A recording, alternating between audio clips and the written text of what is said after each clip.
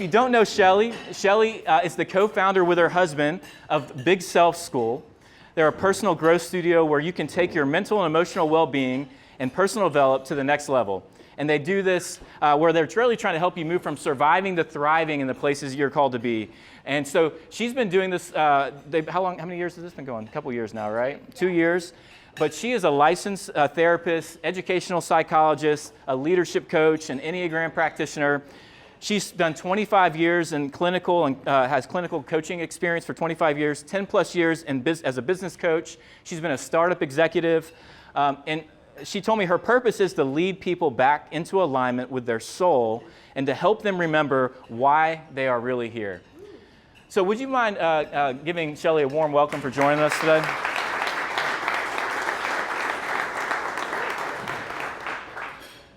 So Shelley, you ready? There's a lot of people here. Can you all hear me okay? Can you hear Troy? I know you're getting old and I can hear in the back there. All right. So Shelley, as I was reading your bio, there's a lot of stuff in your background with psychology, what you studied, what you've done with therapy, but you also have some business background. So when did you get interested in entrepreneurship and what do you get excited about when you're thinking about starting something new? Hi, everyone. It's good to be here. I want to say that first. Yeah, I'm a little nervous. I think I see a lot of faces I know and recognize, a lot I don't know. And I feel like I want to sit across the table from every person here and just talk and like get to know you and like hear your story. I told a couple of you all I feel underqualified to talk today. Like, why are all these people here listening to me? But this is an honor. It's a humble honor for me to get to be here today. Can I do 2 qualifiers before? 2 qualifiers. I'm a crier. For those of you that know me well, be careful, front row people.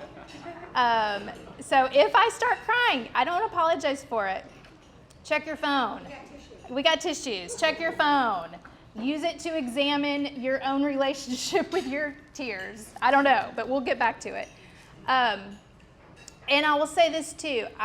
For my entire life, I thought I was a bad Christian. And as it turns out, I'm an Episcopal. And I have come to that in the last few years, which is a big part of my faith journey. And so that may or may not get woven through, but that's been a really fun thing to discover about myself in the last few years. Yes, so to your question, my background's in clinical psychology, studied being a therapist. Even in graduate school, I remember kind of feeling unsettled about that, like, oh, we're diagnosing people something's wrong with them. We're pathologizing them. That doesn't feel right. I have to diagnose and treat these conditions. It was very medicalized. And even then, and this was back in 1997, I remember questioning this field and like looking at IO psychology, which works with organizations. That didn't feel right, but I was already on this quest of like, how do I get out of this deficit, this -5 to 0 kind of functional, like barely surviving place? Like I didn't want to treat that. Fast forward many years later, I discovered positive psychology, which is the scientific study of happiness and well-being. And that's what I got my doctorate in. And literally, so I graduated with my doctorate, my EDD, in August of 2010. In November of 2010, I left my practice and joined this venture capital incubator here in town that was starting startups. Miller was my partner.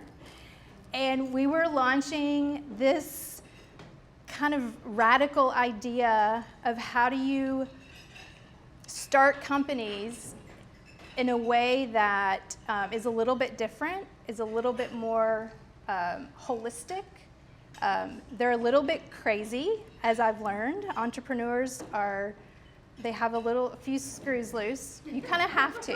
And I learned that you have to believe that you can birth something that's unique and different and then build it. You have to walk the line between confidence and delusional. And Alan Davis in particular said, come and help us do this so that everybody doesn't go crazy. And so to Bob's point earlier, he said, you're a counselor with co-founders. And I was like, I kind of was. I helped I'm really proud to have been a small part of launching a lot of those companies and just helping them figure out the mental health side and the emotional well-being and the people side of what they were doing. And so what I love about this is the energy that comes from making something out of nothing. Nothing feels better than that to me, and I didn't even know it at the time. Certainly not when I was practicing as a therapist. I didn't know I had that.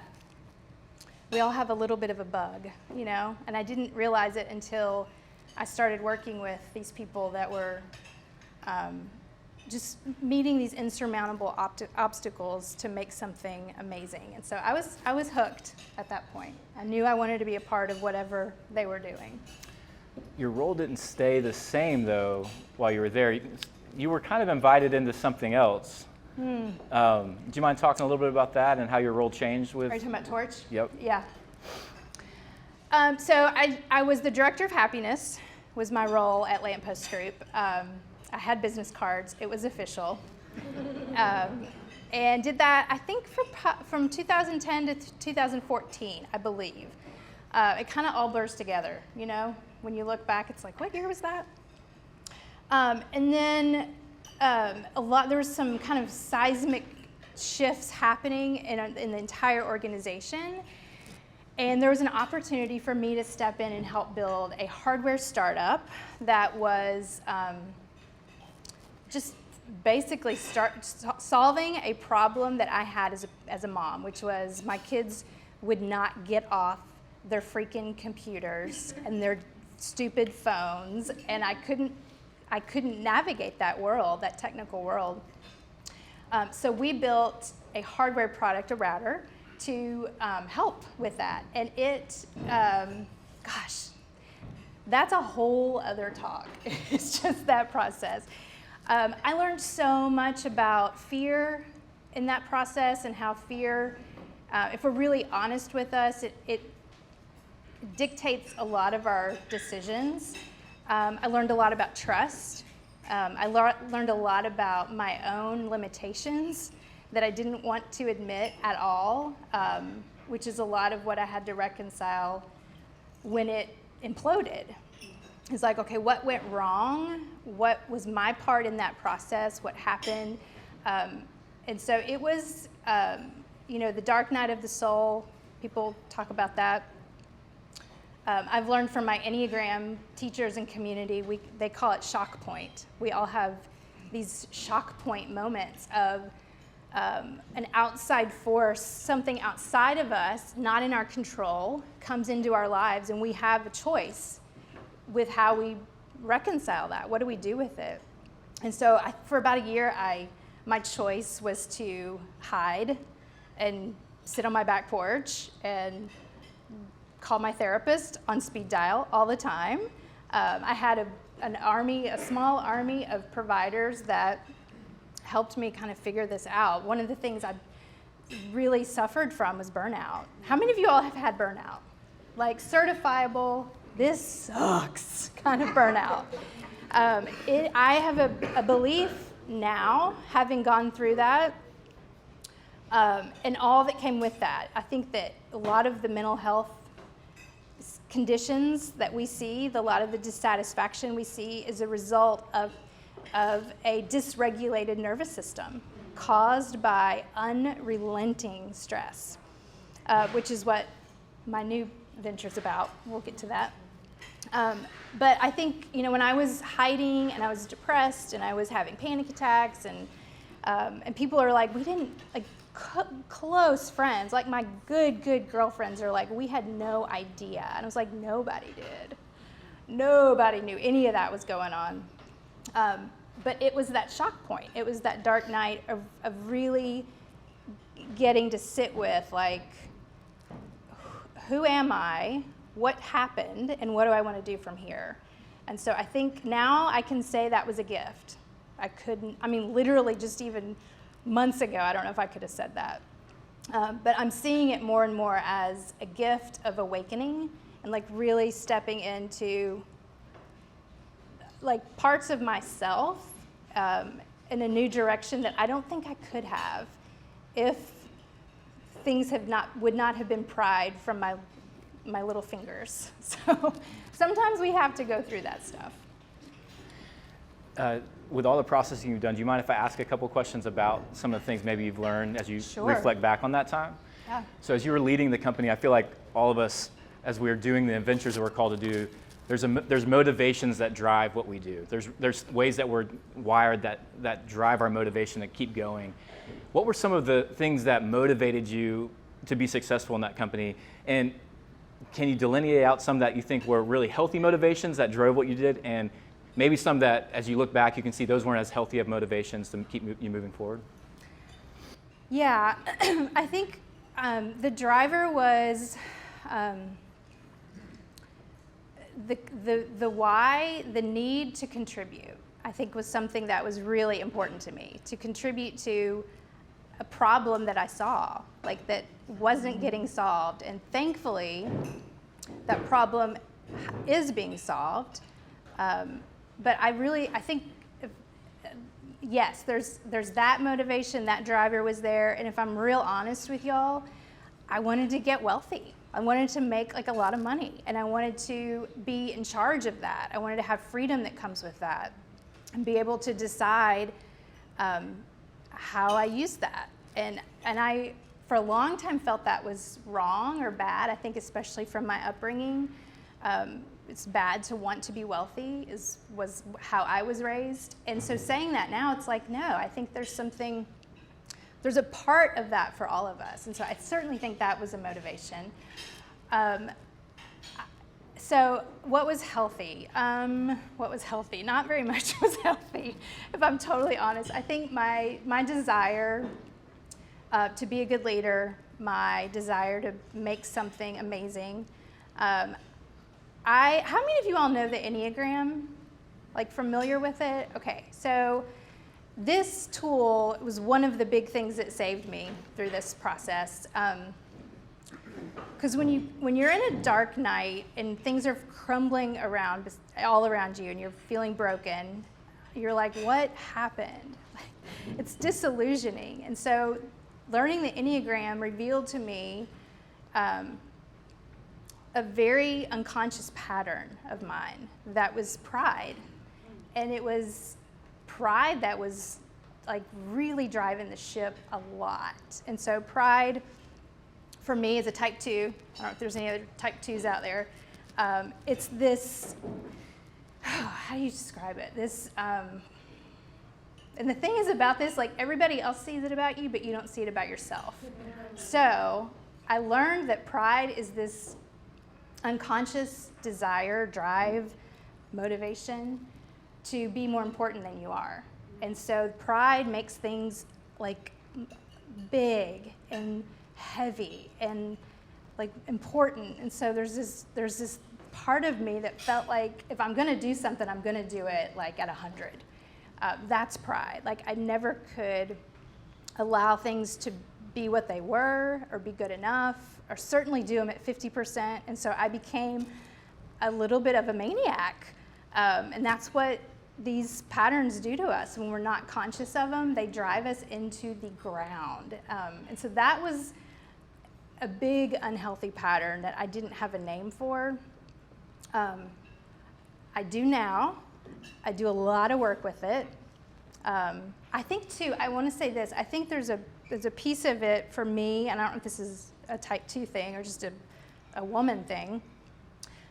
There was a club I wanted to be a part of, and there was this club of founders, and for a very long time I was one of the only women at Lamppost, and I saw the success of these guys, and I was like, I want to be a part of that. Like, what do I have to do to get in there? Well, start a company, raise a lot of money, succeed. And so it was like, by God, that's what I'm going to do. And I think I was wearing a suit that I was not supposed to be wearing. I was, we call it the false self, the provisional personality. It's like I really got swept up in, this is what success looks like. This is what I have to do. And so in order to do that, there's a lot of, I felt like, I believed, this is not true, no one told me this, and I think a lot of women might feel this. There's a lot of things I felt like I had to leave at the door. And so my own needs were one of them. Realistic expectations, that was one of them. I became very unrealistic about what I was capable of doing. So I think those are the less healthy things that are hard to admit and talk about, but it's very much true for me. So as you were going through that, how were you processing this? Emotionally, what was going on for you under the surface that maybe people at work didn't know? Physically, how were you processing this? And even spiritually, what did this look like for you in the season of moving forward, trying to be in the club, make money, all the things you just talked about? How was this manifesting under the surface for you in your own life? Oh boy. I think one of the things you need to know about me, and again, as a type 2, I'm a heart type. I'm very emotional, very relational, but one of the defensive part of me, my defensive structure is repression. And so in order to meet everybody else's needs and make everything else happen the way that I really think they should happen, I repress my own needs. So to answer your question, I don't think I knew what was going on under the surface. I knew I wasn't okay. I knew this was not tenable. I knew, like, this has to end at some point. I felt like the train was going, and it was going fast. And now, oh my gosh, there's like a lot of people on this train, and there's millions of dollars on this train, and I have to figure it out. I would take router manuals home and read them. Like Wi-Fi router manuals home, which blows my mind that that's the lengths I went to. But yeah, I don't think I knew really what was going on. So it was, I think it was November, it was Thanksgiving Day of 2016. I'm pretty sure that was the year. I remember it was Thanksgiving Day. I woke up and I thought I kept having like gluten intolerance flare-ups. I was like, can't walk. I'm like really, my muscles hurt, my joints hurt. And that was the day my husband, like, here I am, I'm gonna help cook this meal. We were in the middle of a launch, and so we had just done a Kickstarter, and so we're shipping all these products. We were supposed to be shipping all the products. That did not work. That didn't happen. I woke up Thanksgiving Day. I could not move. I literally woke up and I was like, I don't know what's going on, but I cannot move I can't move. And my husband was like getting me out of bed. He's like, what's happening? And I was like, this is just a really doozy of a gluten flare-up. And he's like, I don't think this is gluten. And I did get a doctor that next week, and I did get up and moved. I went to work that day. There were several of us that came in to figure out how we're going to get these routers out. And it was Epstein-Barr virus, was what they told me. You've got this virus, it lives in your body. If you keep stressing yourself out, this is gonna keep happening. And of course, I didn't care. I'm gonna keep doing it, I'm gonna keep going, like, just give me a shot, whatever. That was all happening, and I think it gave me an escape from the emotional part of it, which was the reality that this is, I'm gonna start crying. Okay, check your phone. Hold on. Okay. This is still tender. Okay, so you guys know what this feels like because you're all entrepreneurs.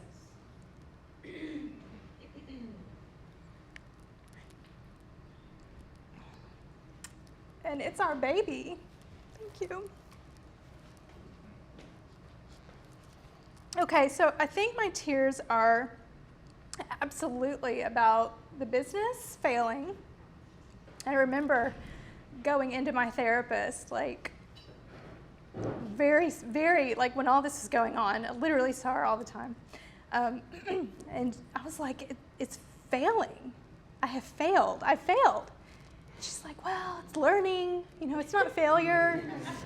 Let's look at it differently. And I just lost it on her. And I was like, no, I have to say it. I have to say it. So that felt like a death. But I think, okay, I'm going to pull it together here. The biggest thing was who I had become that I didn't recognize. So I knew I had a lot of work to do. I had a lot of excavating, was what I called it, of how did I get here and how do I get back. So that's what I was avoiding. My body was absorbing all of that, and I was focused on my body. The body has a way of doing that, right? So it was the emotions and the spiritual just crap fest I was in that was what I really had to deal with. And that's what took me, when I say I recovered, it took me a year and a half really to recover.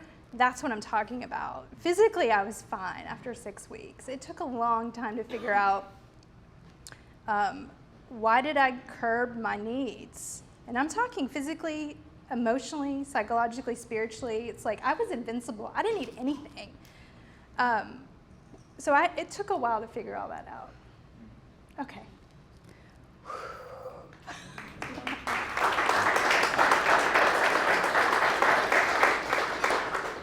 I told y'all. I did give you the questions ahead of time. You did. Okay. And I was like, I don't know what's going to come.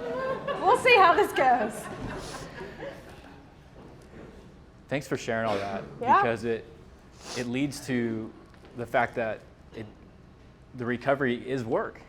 Yeah. And you spent, before we'll get to Big Self, you spent time in the recovery stage of understanding, to even put words that, you didn't have the words that you just said then. Yeah. Yeah. Yeah. So, you mentioned seeing counselors and people that you were speaking in your life and time you spent away. I'd love if you'd be willing to share, if you can take some of the things that you took from that time as you were rebuilding, one about who you are and how God's made you, but also who God is and where your spirituality plays into kind of the journey moving forward from that really hard thing where you put your heart and soul in something and it didn't work out the way you thought it would, and what the next couple of years were like. Yeah, there's nothing as humbling, right, about something that you've believed in so much and you put like ridiculous amounts of sweat and blood and tears and hours into not working. Makes you re-examine a lot. And so that's what I did. And I think for the two things that really, well, there's a lot that I could talk about. I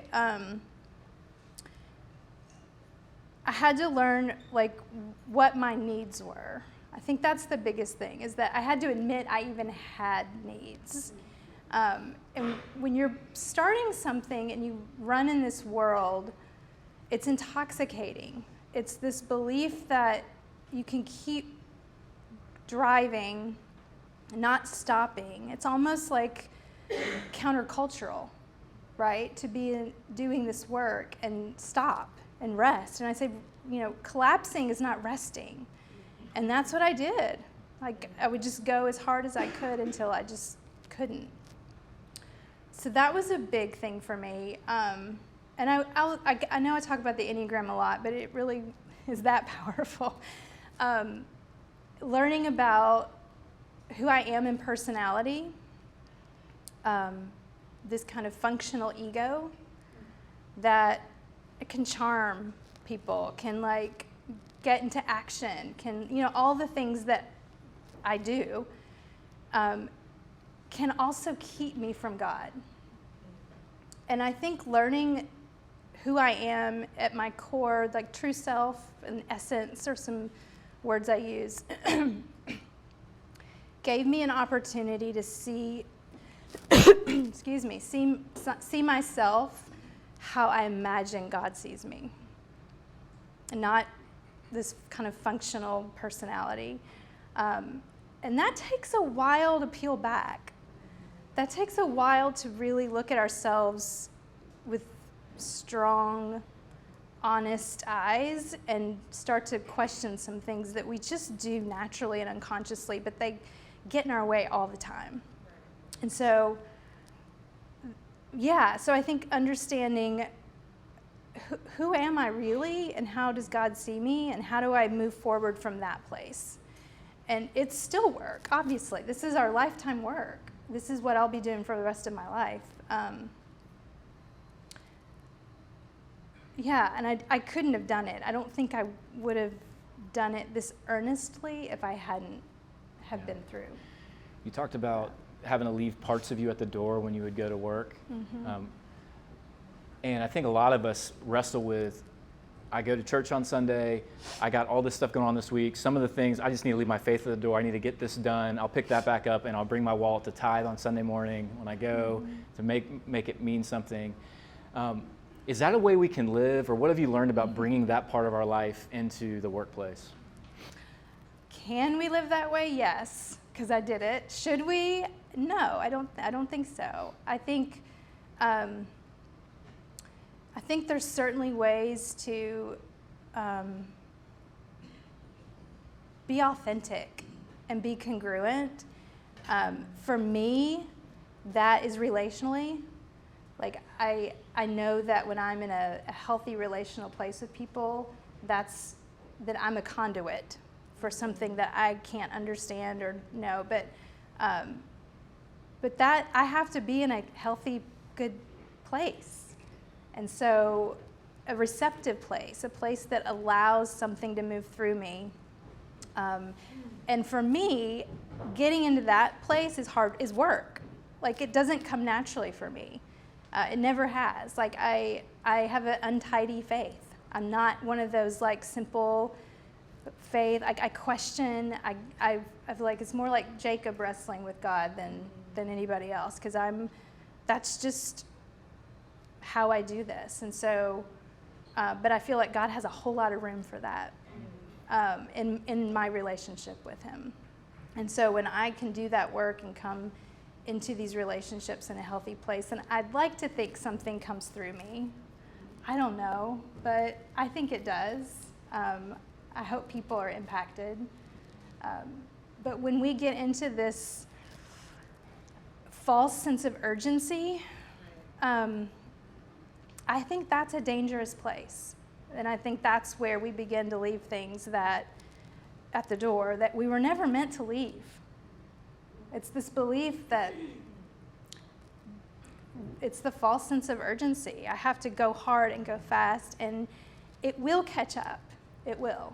And I don't know if anyone's ever read David Brooks' The Second Mountain. I recommend everybody reading that. The first mountain is the mountain of achievement and success and status and wealth, and it's an important mountain to go up. The second mountain that we all get to, hopefully, if we've lived long enough, is a mountain of commitments. It's faith, it's values. It's a completely different mountain, and so that's what I'm hoping I'm getting to. Yeah. Well, tell us about what you're doing now. So we went through this failure, but you didn't stop creating.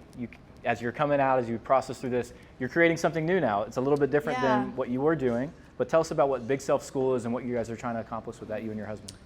Yeah. Okay, so to be fair, we're still figuring it out. We started this thing a couple weeks before the pandemic, and it's been fun to figure that out. So Big Self is actually a concept from Zen Buddhism, which back in a long time ago, I remember writing about it. And I was like, I love this idea that, you know, we all have a little self. We have an ego. We have an identity. We have the first mountain. And we also have a big self, which is our higher consciousness. It's our values. It's who we really are, not the provisional personality that we put out for everybody.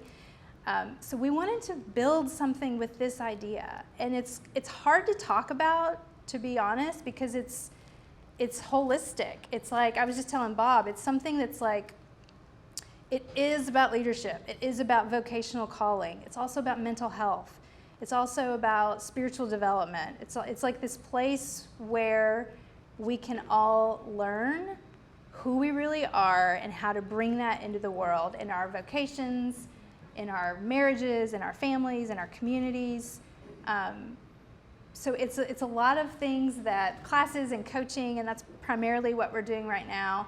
I'm going to shamelessly plug, if I can, tomorrow is the last day to register for our Enneagram experience. So if you are at all interested in learning like a deep dive into the system that saved me, I would really encourage y'all to check it out. You can go to bigselfschool.com /Enneagram-experience. So it's Enneagram-experience. And so they can come talk to you about it. yes, come talk to me, for sure. And it's next Friday. It's a full day training. So it's going to be really good. But that's what we're doing. It's a school, I believe, that to teach us things we never really were taught, how to achieve mental, emotional, and spiritual well-being. How do we get there? And how do we bring that out into our lives in a really like activated, practical way? Yeah. I'm running out of time, and I have so many questions still, but the one I want to ask is, you meet with lots of leaders and founders. You guys are going to be doing more and more of that. And what are some of the themes you're seeing as you're talking to people around town? And if there's anyone in the room that is, and I would assume there are some, that are prone to the burnout we talked about, or the unhealth with their work, or viewing it in a space that it's not supposed to be, what would be some advice you would want to share really quickly? And if you can, how is your view of God, the gospel of Jesus? I know you don't use those words in a session, but how do those shape how you think about what someone needs as they're leading a company? I know there's a lot there, but themes, advice, Okay. God. Okay. Themes, advice, God. Go. Themes. So there's a quote by Mark Twain. When you find yourself on the side of the majority, it's time to pause and reflect. And I think about that a lot. And I think it's relevant to us because when I think about this soup that we're all swimming in of entrepreneurship, the majority believes that there's a way and that it is hard and fast. This is the seduction. This is what we're all told that this has to look like.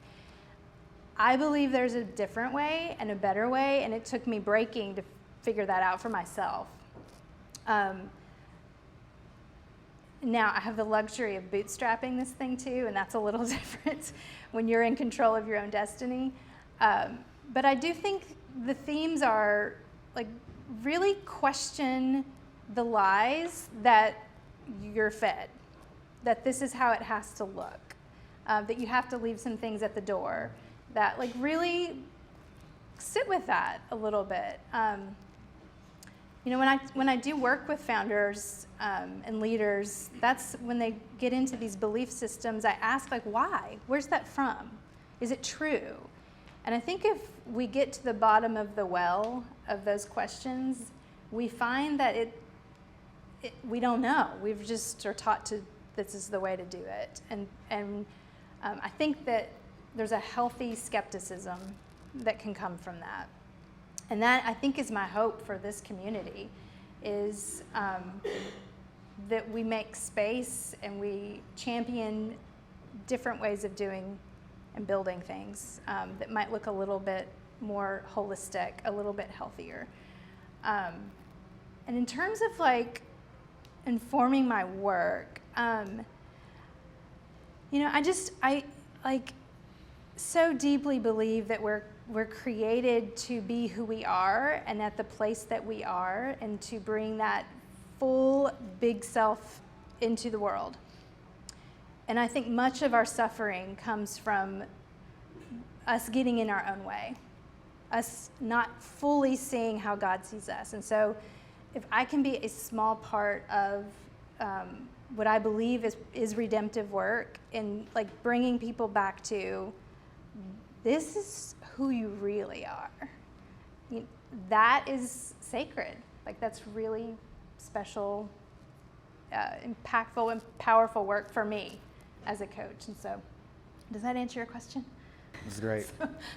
You know, I just want to say thank you for sharing all this. One of the things that, as you were talking, that just was resonating with me is you were describing Torch, the company, as being a death in your life. And we all experience death. And for me, that's why I'm so thankful for the resurrection. Is the resurrection is not just about physical bodies, but also all of creation being restored and brought back to life, right? Yeah. And you're getting to do that in a small way through what you're building now. Mm-hmm. And I also love the big self language, because what did God say about us when he created us? Very good. And he's restoring us back to what he created us for. And part of that way we do that is through the work we get to do. It's amazing. And so you telling your story gives us a vulnerable look into one person's walk with that.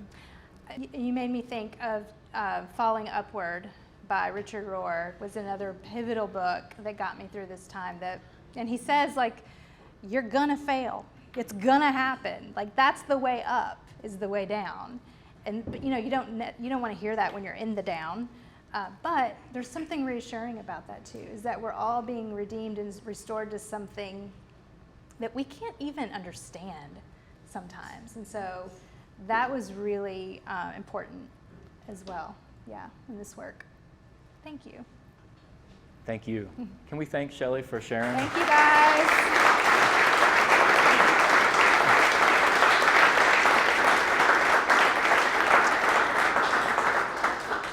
I put on the calendar that we were going to 1:15, so we have 14 minutes, and I know you all have to get back to what you're up to, but we do have time for a couple questions, if you're up for it, from the audience. So first of all, I thank you for your vulnerability. I want to speak to the women. So you mentioned you were heartfelt, emotional.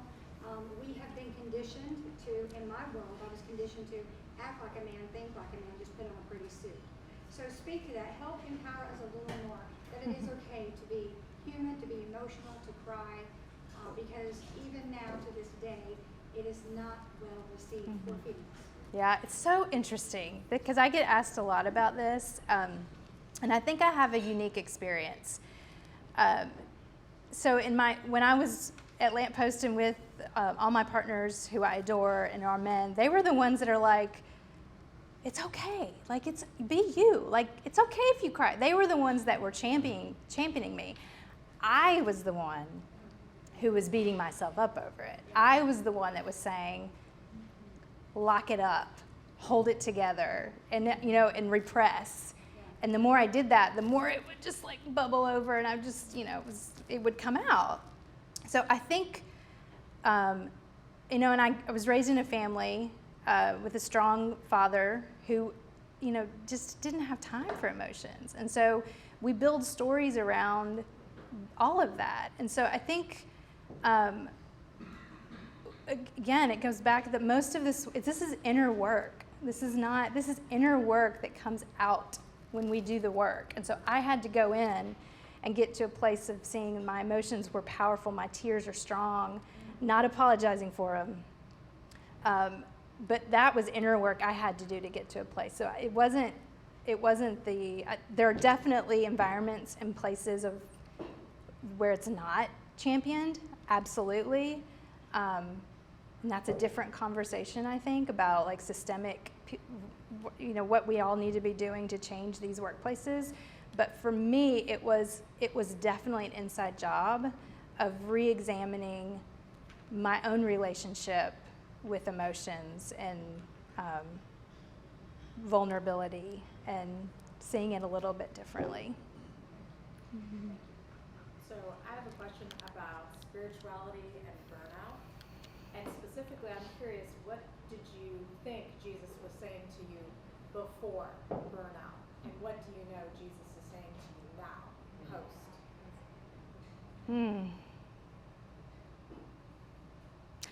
You know, I'm pretty sure Jesus was saying the same things. Yeah. I don't think he changed. I don't think he moved on that.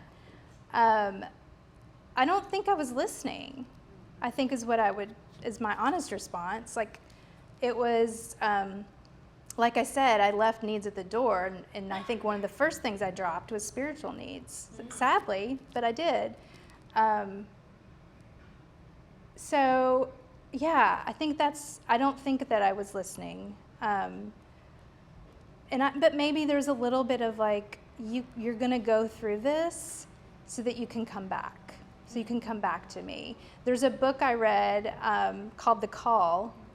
It's a story of a woman who goes through this wilderness, this hike, and she's like, I think, a near-death experience. Very broken, dehydrated, and there's a line where she says, "All I've ever wanted was God." And I was like, that's the quest. This is all of game, but that's the quest. I'm sorry that I'll go all three up here, right? All I really want to say, Shelley, is thank you so much for being vulnerable. This is what, in my opinion, we all long for. I know I do, and giving us permission to be human beings and to live into our purpose and live in this flow of life and be creators like God is our creator. So anyway, I just want to tell you thank you. Thank you for preparing us for your kids, but they are like valuable and so very worthy. This is a powerful message. Thank you. We have time for one more question, if there's anyone. Or not. Can you say a little bit more about seeing yourself the way you imagine God sees you versus seeing yourself the way God actually sees you? Or is that not what you were trying to say? No, it is. Yeah, that was a good catch. Because I can't know that. I don't think I can know that fully this side. But what I imagine when I really sit with myself and do the spiritual work of tapping into soul, like, I can kind of get there a little bit, like who I am without all the machinations. I touch into it, but I don't stay there. So, and again, it's work. It's work for me to be in solitude long enough to tap into that place. But yeah, I think that's the distinction for me, is that I don't know that I'll fully know while I'm in this form. Yeah. Thanks again for Thank sharing you, all this. everybody.